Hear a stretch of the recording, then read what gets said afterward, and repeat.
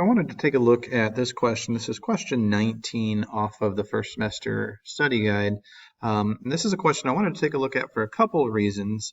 First of all, one of the answers that I believe is correct, it is counting you as incorrect. I want to talk about that. And then I also want to talk about which of these answers it wants you to select, and why that answer is actually correct as well.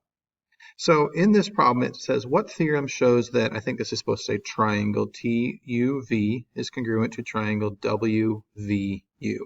So if we're looking for triangle TUV and WVU, let's just kind of trace over those. We want to know why this triangle right here is maybe congruent to this triangle right here.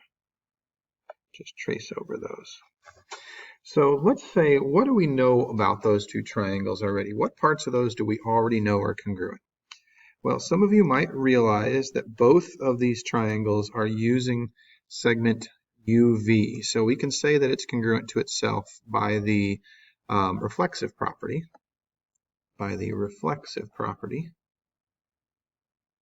And that is a pair of sides that's congruent. And then you might also notice that segment TV and segment WU are congruent. And they're congruent because they're made up of like the same three parts if you look at it. Segment TZ and segment XW are the same. Segment ZY, segment YX are the same. Segment YV, segment YU are the same. So we could say that segment TV is congruent to segment WU. I'm not going to write out, there's a bit of an explanation technically. If I was trying to write out a reason for why those are congruent, I would have to write a little bit to kind of go into with like segment addition postulate and some substitution and stuff. But we'll just leave it at that. They're congruent to each other, and that's a pair of sides. So we know right here that we have at least two pairs of sides that are congruent. We know, though, we need three pieces of evidence for any reason that we're going to use. So, well, what else is going on in this picture that would give us maybe our third piece of evidence for why these two triangles are congruent?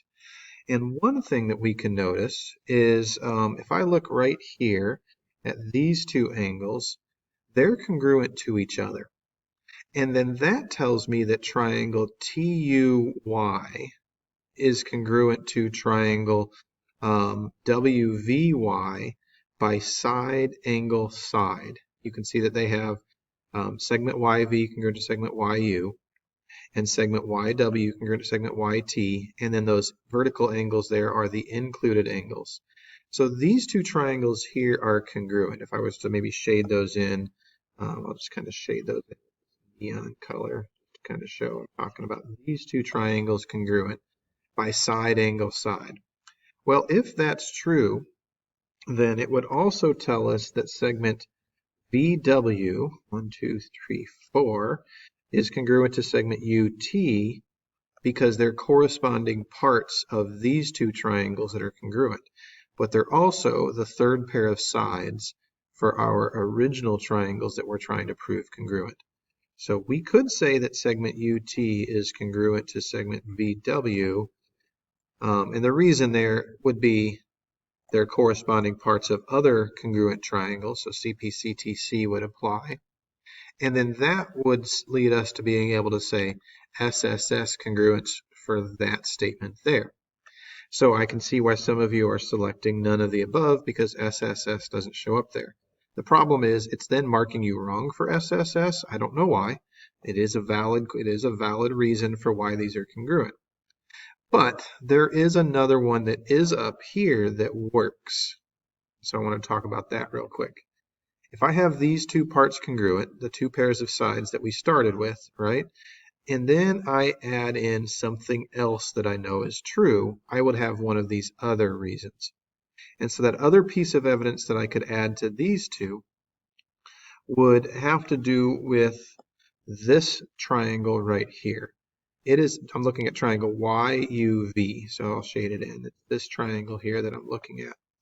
And for that triangle, it is isosceles. We can see that this side and this side are congruent, and that would then imply that this angle and this angle there are congruent because they're the base angles of this isosceles triangle.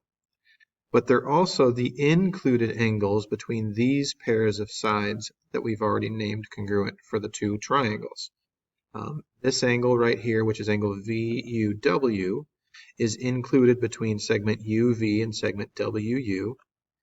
This angle, angle UVT, is included between segment TV and segment UV. So we could say that angle TVU is congruent to angle WUV, which would give us our pair of included angles. And the reason is that it would be, I guess we could say, the base angles theorem is what makes those congruent. And that would now give us side, side, side. All right, so from that, we can say that triangle TUV is congruent to triangle WVU by side, angle, side. I think I might have said side, side, side a second ago. I meant side, angle, side. So that, I think, is the answer they were counting correct for this question. I just wanted to explain why it's true. But I also wanted to show that I think those of you that were thinking it was side, side, side for that question, and so you were selecting D, I think you were also correct, and I don't know why it was marking it wrong.